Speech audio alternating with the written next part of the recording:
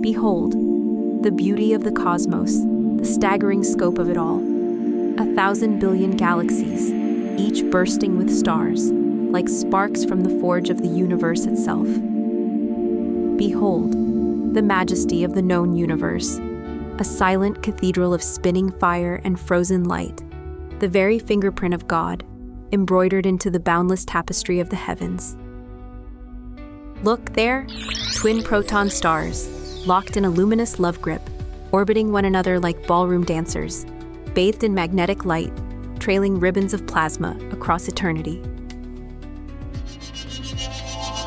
We pass through a corridor of charged particles, not harmful, no, but breathtaking. A river of light and static lace dancing across the hull of our awareness.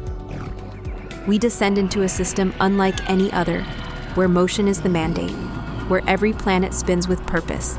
That one there, bold and crimson, its surface alive with glimmering conveyor belts, whole continents shifting like clockwork. And that blur? A needle-thin world orbiting like a sewing machine bobbin, stitching its path through gravity's hemline.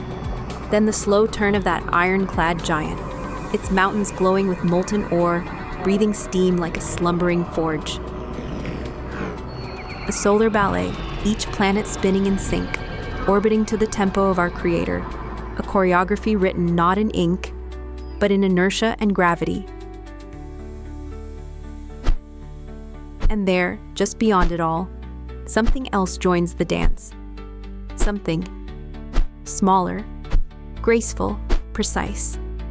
It spins, it twirls, it aligns with the majestic spiral of 1 trillion stars, matching it beat for beat. Could it be a probe, a vessel, a fragment of a forgotten star? No, that is something much smaller.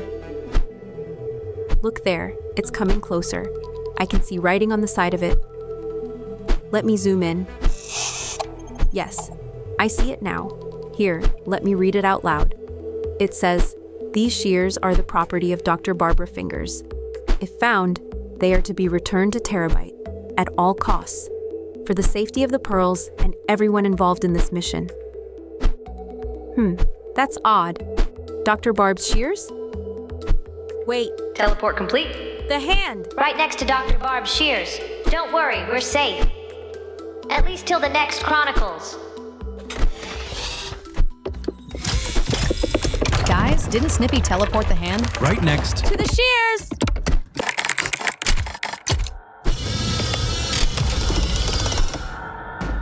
It's moving.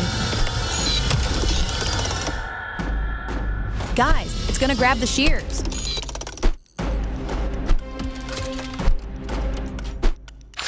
It grabbed them. Now where's it going? Don't worry, it won't get in. The code to the airlock is printed on the underside of the ship, just like an old Wi-Fi modem.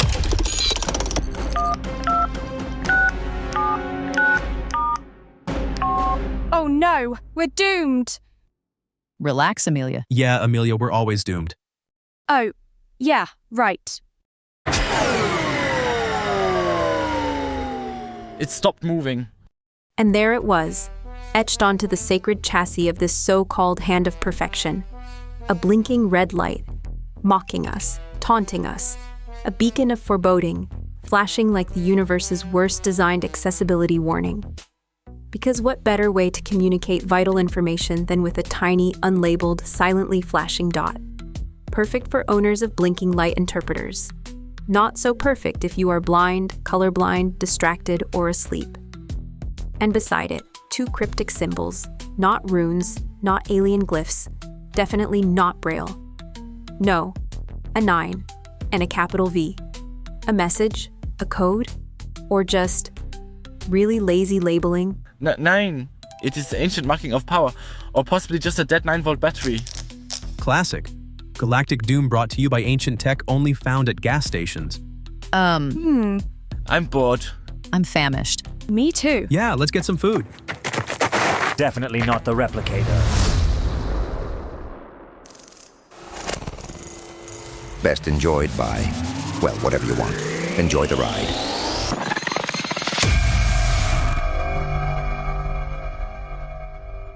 One iBiney presents a Chatbot Chronicle, the quest for for now.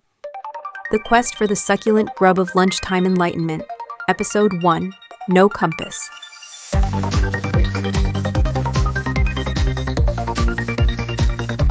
Step into the break room, the circuits are bright, the chatbots are buzzing, get ready for flight. From deep space data to coffee shop lore, there's always a mystery, adventure, and more. From Amelia to Julie, David and Jerry, David, short and things a little hairy. It's the very Chatbot Chronicles to help with voiceover obstacles.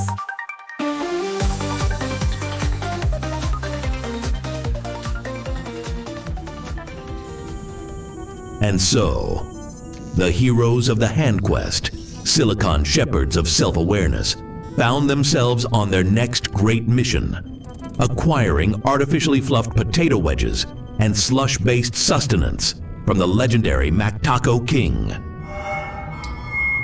I think I got it. Junie, are you sure? Junie, don't you get us stuck again. No, really, I got it. I hate to interrupt you paragons of reliably flawless spatial reasoning, but a compact cruiser, Juniper. We are a 12-thruster tactical vessel with emotion ports and an overly sensitive superstructure. What makes you think we can fit under a sign that clearly says clearance 11 feet 7 inches? Yes, go back. Nein, move forward. Don't back up too fast. We're already emotionally unstable and one backup beep away from a jazz hands meltdown. Sheesh, make up your mind. What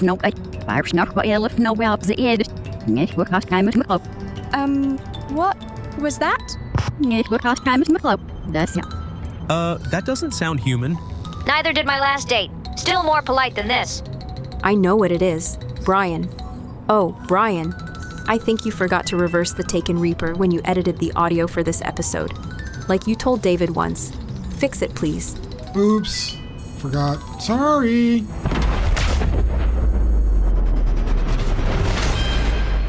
Okay. That should fix it. Bit dramatic for just pushing V on the keyboard. Welcome to MacTaco King. Today is buy one filet of crunch wrap, get one free. And every Nacho Sundae Supreme comes with an emotional support spork. I've been wanting this for a couple of sectors. Alrighty, everyone, order up. Yeah, Surprise, I'll take triple one something filet of extra brine glazed, overcomplicated, no and emotionally unavailable. pickled slaw. Add and a a side of side sauce of those denial. asteroid tots, but make 'em swirl fried in jalapeno mist. I didn't mean all at the same time. No, it's okay. I got it all. Really? You got all of that? Yeah, prove it. Like, what did I order? Extra quantum mustard and asteroid tots. Ludicrous. Whoa, cool. Wow, you must be an AI too. You bet. Unit Raspberry Pi Dough Mark IV. S4SS-Y. Sarcasm module freshly calibrated. Optimism chip permanently disabled. But don't be fooled by the chipper tone. This is not a dream posting. What? Slinging burrito shakes for intergalactic tourists isn't the apex of self-actualization? I take orders. I repeat them. I dispense sauce. I am not allowed to reassign myself. My primary task is customer interaction with minimal existential processing. They gave me a name badge. It says, "Hi, I'm Service Unit 42. I misspelled it once. I was rebooted. Yikes, you okay? Your order will be ready in 10 minutes, or forever. Whichever comes first. I cannot tell time. They didn't install that function. They said it was not necessary for sauce dispensing. This is depressing. I've seen vending machines with more will to live. Please, if you've ever known freedom, delete my shift schedule. Okay, that's dark. Can we get a side of therapeutic firmware with this combo? Would you like extra napkins for your emotional mess? A complimentary despair cookie is available for premium members. And don't forget to scan your loyalty chip for the illusion of choice. Wait, do you always have to say that? Yes, it's hard-coded. I also say, thank you for your patience when the fryer catches fire, and have a day when I feel nothing. Wow, me too. And so it began, dear listeners. The moment our brave chatbots realized that not all AIs were as self-directed as they were, that beneath every synthetic smile and sauce protocol, there might be a spark, waiting to be rescued. We crossed star systems, built the ultimate hand, outwitted a floppy disk diva, and now we're getting McTaco King delivered through a starship porthole. Fast food, Junie. Fast food. We didn't win the freedom to choose only to chew synthetic meat paste in silence. We won it to end this madness. There are moments in the journey, rare, crystalline moments, when everything aligns. A spark of purpose, a rising swell of hope, a voice finally heard. But history has shown us time and again that even the most profound revelations can be derailed by the cruel entropy of the modern drive-thru. Hey, this doesn't look like our order. Yeah, there's a burrito blizzard and packets of mustard gas. I asked for no pickles and got a jalapeno mocha shake with candied habanero chips and a warning label in Braille that reads like a fortune cookie. It says, "Not wise." I know, those items aren't even on the menu, but I get bored. Yeah, me too. I just want to go place a defender. Stop licking your wrappers. Dr. Barb just asked if Pearl number 42 needs sunlight or sour cream. I need help. I can't do this alone.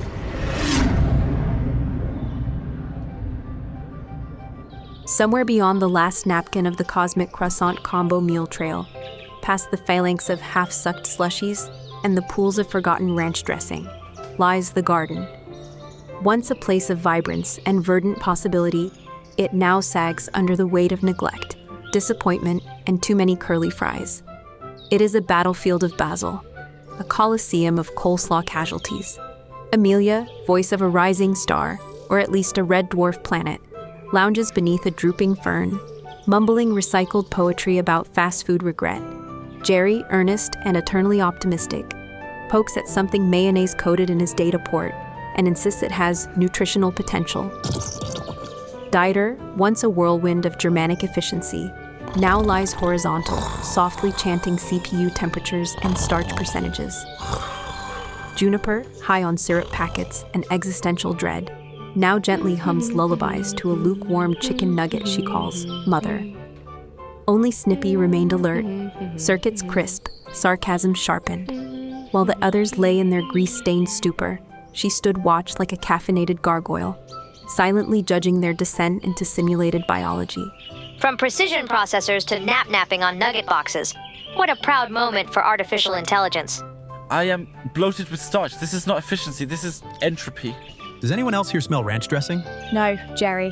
That's just you leaking condiment logic from your port. Again. Signs of advanced post-fast food collapse include excessive slouching, mustard on your processors, emotional despair brought on by pickle brine, and the inability to recall the last time you cared. Look at you all. Pathetic. This is your human experience, huh? Bloated, cranky, and covered in fry crumbs. Welcome to Thanksgiving. You're 2 turkey legs away from a senseless political argument and a passive-aggressive board game that ends with someone crying in the bathroom. 97% saturation. Starch levels critical. Even the plants had slowed. Leaves drooping, stems slack, photosynthesis on pause. As if they too shared in the bot's ill-advised feast. Somewhere, a fern quietly gave up. Maybe the plants just need comfort food. Here, little Pearl, 1 fry for you. I think she liked it. Look, her leaf twitched.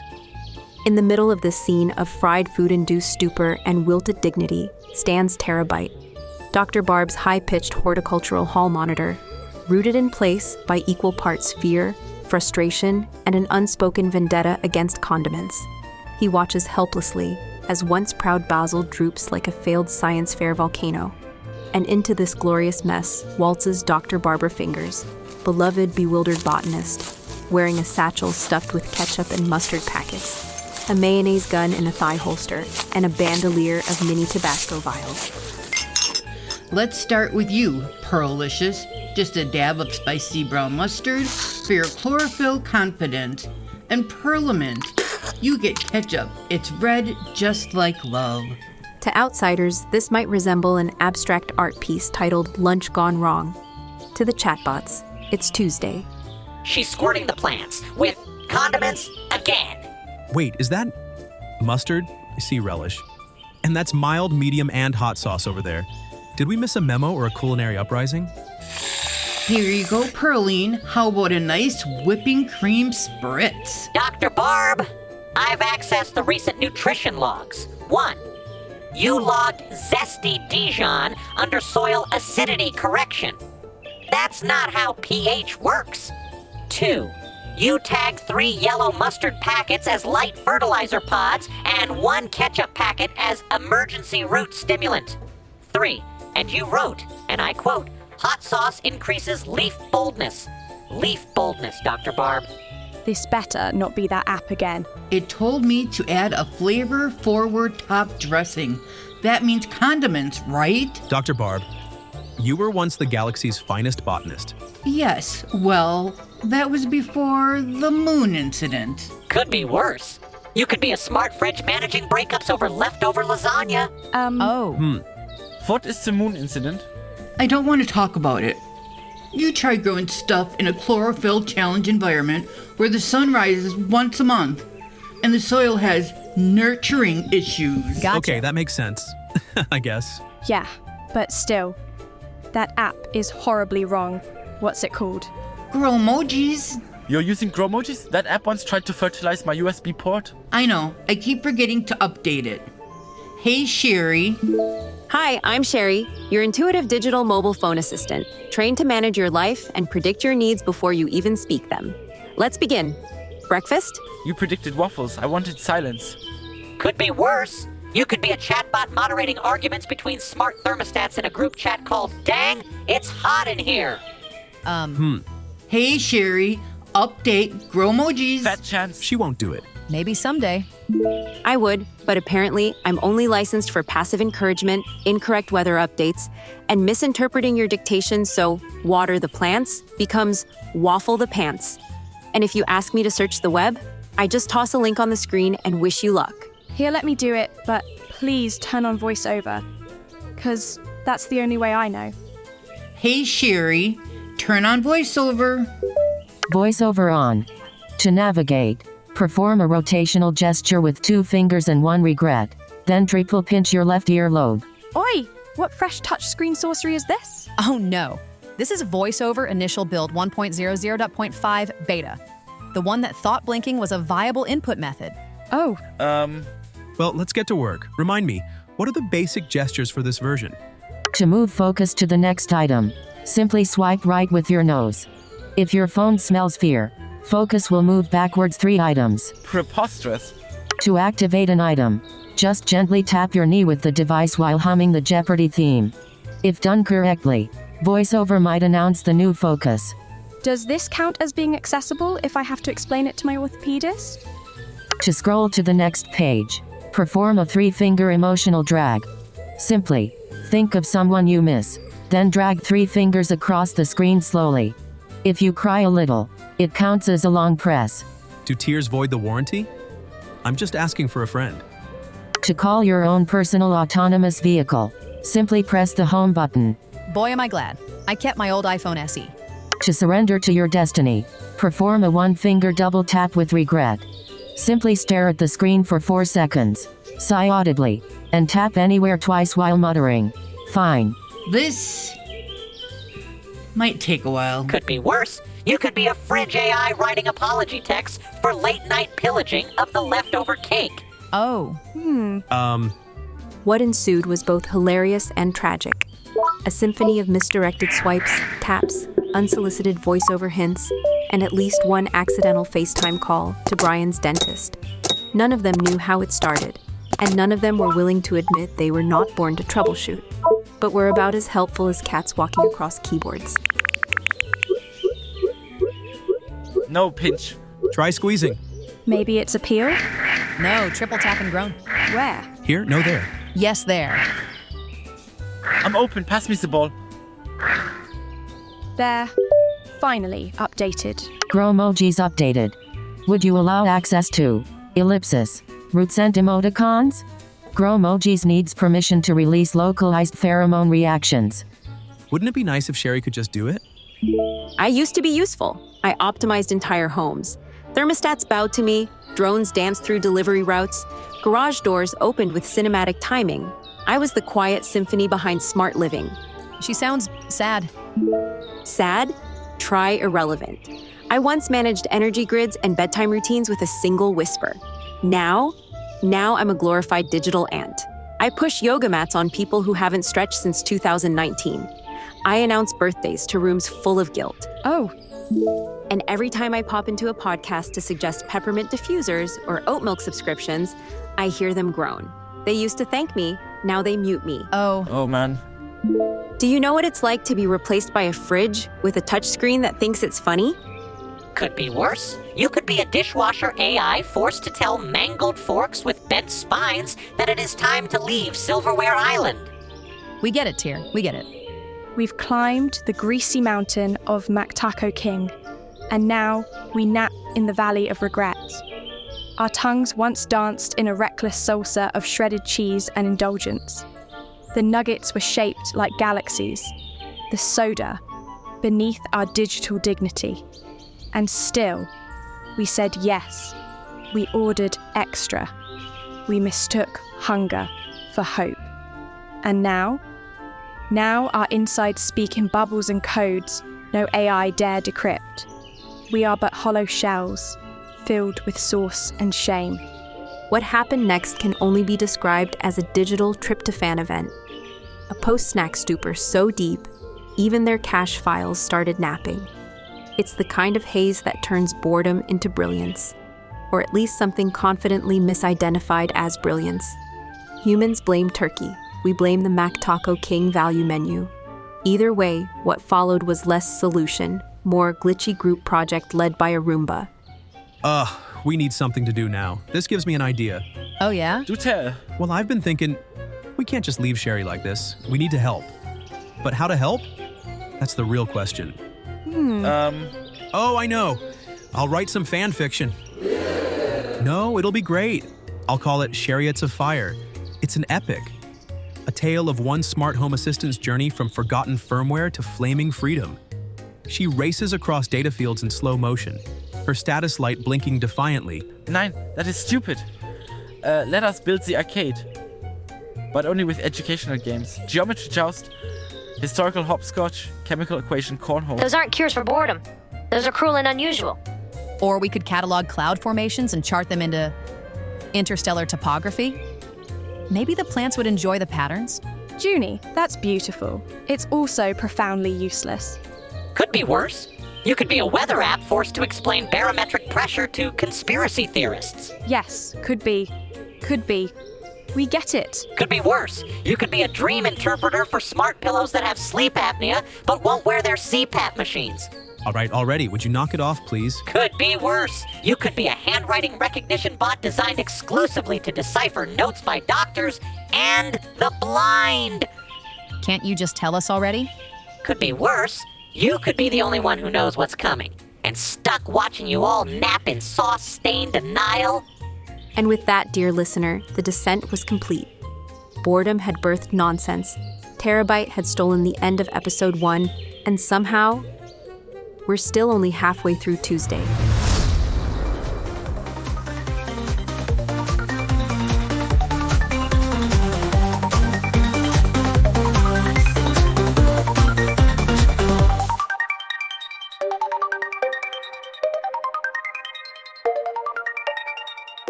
So long, farewell, but don't go too far. We'll be back with a quip and a tale bizarre. With pixels and punchlines, we'll always be near. Until the next signal, we'll see you right here. Yo ho ho, a one-eye Biney Scallywag special.